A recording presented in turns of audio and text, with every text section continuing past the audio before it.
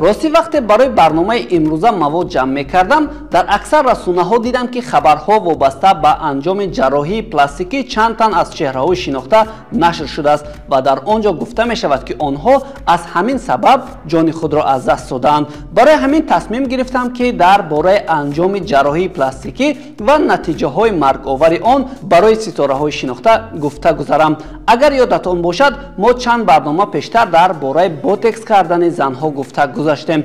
он ҷо ишора шуда буд ки дар тиб ботекс кардан ё ҷарроҳии пластикӣ танҳо ба он хотир мавриди истифода қарор гирифт ки кадом нуқсеро бартараф кунад, аммо оҳиста оҳиста ин таҷриба барои тағйири ҳар гуна ҷои бадан бо мақсадҳои гуногун истифода шуд. шоир мегӯяд: дилбаставу дилдодаи иқболи худат бош, саргарми худат, ошиқи аҳволи худат бош. ҳаргиз махӯр ҳасрати онро ки надорӣ, шокир ба ҳамин чанд қалам моли худат бош. воқеан имрӯз касонеро мебинем ки аз ҳусну ҷамоли табиии худ изҳори ғайриқаноатмандӣ мекунанду даст мезананд ба ҷарроҳии пластикӣ, ё афроди дигар барои худро шабеҳи каси дигар кардан ба ин кор иҷозат медиҳанд. ин аз як тараф хароҷоти калон дорад ва муҳимтар аз ҳама ба саломатии инсон бетаъсир ҳам нест. акнун биёед ин гуна амалҳоро ва ин гуна мисолҳоро аз ҳаёти чеҳраҳои шинохтаи ҷаҳонӣ ки аксарашон ҷавон буданду бо умеди фардои зеботару обрӯмандтар даст ба ҷарроҳии пластикӣ зада худро нобуд карданд мебинем.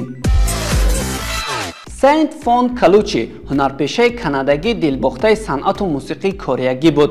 ӯ чанд сол пеш бо умеди ворид шудан ба шоу-бизнеси Кореяи Ҷанубӣ ба ин кишвар омад, вале Saint эҳсос мекард ки бо чеҳраи аврупоӣ наметавонад дар шоу-бизнеси он ҷо мавқеъ пайдо кунад.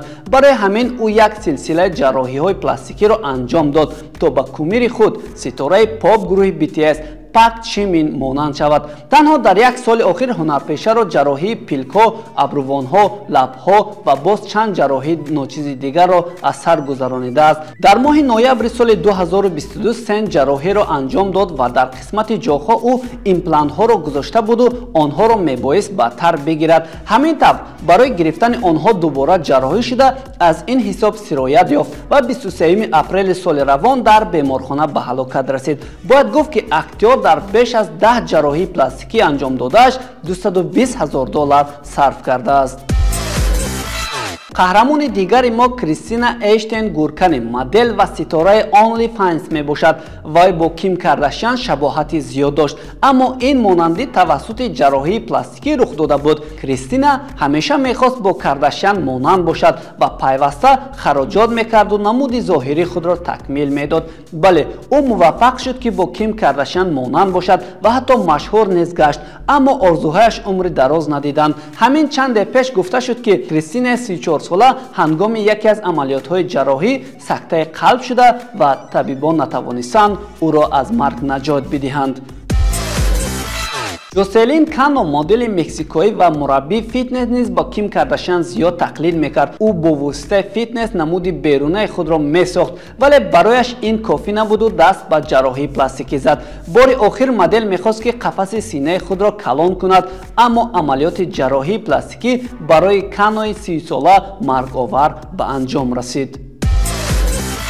Катерина Кандо соли 2014 барандаи озмуни зебоии Рейн де Дуран дар Эквадор шуд. бо унвони ҷоиза вай на танҳо тоҷ, балки мошин, планшет ва ҳайратовараш сертификати ҷарроҳии пластикиро низ соҳиб шуд. модели 19-сола дар аввал аз ҷарроҳии пластикӣ даст кашид ва иддао кард ки худаш метавонад бо варзиш ва парҳезкорӣ аз вазни зиёдатӣ халос шавад, аммо аъзои ҳакамон ва ҷарроҳони пластикӣ ду по дар як мӯза монда аз Кандо барои шӯҳрати ояндааш хостанд то ҷарроҳии пластикӣ намояд. ӯ ҳам розӣ шуда зери теғи ҷарроҳӣ даромад, аммо Кандо натавонист соҳиби шӯҳрати оламшумур шавад, зеро дар ҳамон рӯи мизи ҷарроҳӣ ҷон бохт. баъдан маълум гашт ки табибон дар вақти ҷарроҳӣ ба иштибоҳ роҳ додаанд. Арти Агарвал ҳунарпешаи муваффақ дар Болливуд буд. вай нақшҳои хуберо бозӣ карда оҳиста оҳиста шӯҳрати худро ба даст меовард, вале аз сабаби кадом бемориҳои зебогиаш коста мегашт. барои ҳамин ӯ даст ба ҷарроҳии пластикӣ зад то ҳусни худро барқарор намояд. баъд аз як моҳи ҷарроҳӣ саломатии Арти вазнин шуда аз сактаи қалбӣ вафот мекунад. мехоҳам ба таваҷҷӯҳи шахсони ҳуқуқӣ бирасонам ки ин ҷое ки мебинед барои тарғиби коргоҳу ширкати шумо аст ва барои ҳамкорӣ метавонед ба суроғаҳои мо дар тамос бигиред. мегузарем ба мавзӯъ. Пит Бернс, навозандаи бритониёӣ, як замоне бинияшро шикаст. он қисмати биниро барои дуруст кардан даст ба ҷарроҳии пластикӣ зад. натиҷаҳои дилхоҳро гирифт ва ба ҷарроҳии пластикӣ таваҷҷӯҳ пайдо кард. ӯ мехост бо ин усул худро тағйир диҳад. ҳамин тавр баъд аз ҷарроҳиҳои зиёд шаклу шамоили ӯ аз доираи одамӣ берун рафт. пит шабеҳи қаҳрамонҳои филмҳои даҳшатнок гардида буд. аз ҳисоби ҷарроҳиҳои бемуваффақияти лаб кор то ҷое расид ки ӯ дигар чизе хӯрдану хоидан наметавонист. баъдтар пит иқрор шуд ки вай ин қадар амалиёти беҳударо анҷом додааст. навозанда мехост бо амалиётҳои минбаъда хатоиҳои пештараро ислоҳ кунад. дар натиҷа 300 ҷарроҳиро паси сар карда дар охирон амалиёт дар синни 57-солагӣ даргузашт. Памела Нисментои 27-сола, модели бразилиягӣ низ бо ҷарроҳии пластикӣ барои нобуд кардани равғани бадан одат карда буд, зеро ӯ ин амалиётро аллакай борҳо анҷом додааст. аз ин рӯ Памела барои анҷоми ҷарроҳии сеюм иҷоза дод, чун бовар дошт ки иштибоҳе сар намезанад. аммо ҳангоми ҷарроҳӣ ҳаҷми гардиши хун якбора кам шуд ва дили Нисменто низ аз кор монд.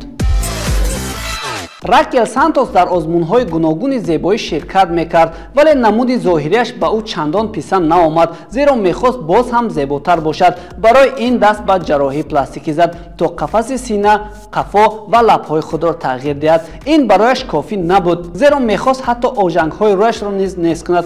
ӯ фикр мекард ки ин як ҷарроҳии хурд аст, аммо маҳз ҳамин амалиёт сабаби марги Ракел шуд.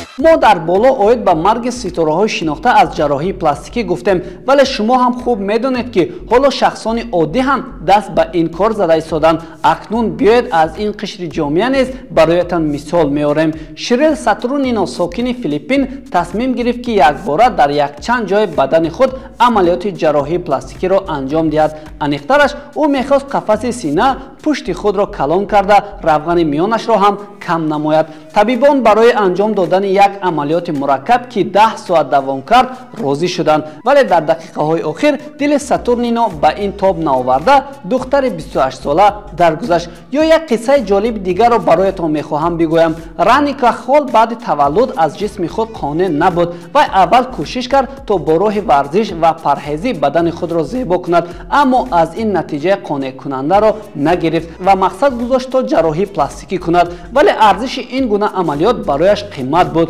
бори хол эълони дармонгоҳеро дид ки назар ба ҷойҳои дигар хело арзонтар амалиёти ҷарроҳии пластикиро пешниҳод мекунад. вай ба ин муассисаи тиббӣ дар Майами рафта бе кадом маълумоти иловагӣ розӣ шуд то ҷарроҳии пластикиро анҷом диҳад. дар натиҷа ҳолати саломатии вай ҳангоми ҷарроҳӣ сахт вазнин шуд. аҷоибаш он ки дар ин клиника шуъбаи реаниматсия вуҷуд надоштааст. Раникаро бо мошини ёрии таъҷилӣ ба беморхонаи дигар интиқол доданд, вале аллакай дер шуда буд, зеро ӯ дар мошин вафот кард. баъдтар дар ҳамин клиника як зани дигар ҳам вафот кард. танҳо пас аз ин пулис ба тафтиш оғоз карда маълум намуд ки ин клиника сифати пасти хизматрасонӣ дошта бо нархи арзон муҳтоҷонро ба доми худ меафтондааст. дӯстон, агар тоқат кунед, ҳоло танҳо як хабари дигарро вобаста ба амалиёти ҷарроҳӣ ва тағйири ҷисм ба шумо мегӯему бо ҳамин ин мавзӯъро мепӯшем. гап сари он ки модели олмонӣ ва ситораи телевизион Тереза Фишер ҷарроҳии дароз кардани пойро аз сар гузаронидааст. вай барои баланд кардани қадди худ соли 2019 аввалин амалиёти ҷарроҳиро анҷом дода то 8.5 сантиметр баланд шуд. соли гузашта ба назари ӯ чунин менамуд ки ин кофӣ нест ва Тереза дубора ҷарроҳӣ карда ин дафъа ба вай муяссар шуд ки қадди худро боз 5.5 сантиметр зиёд кунад. танҳо барои ин пойҳои ӯро 2 маротиба шикастанд ва сипас бо ёрии пинҳои телескопӣ кашиданд. амалиётҳои ҷарроҳӣ $160,000 арзиш доштанд. ҳоло қадди вай 184 сантиметр аст.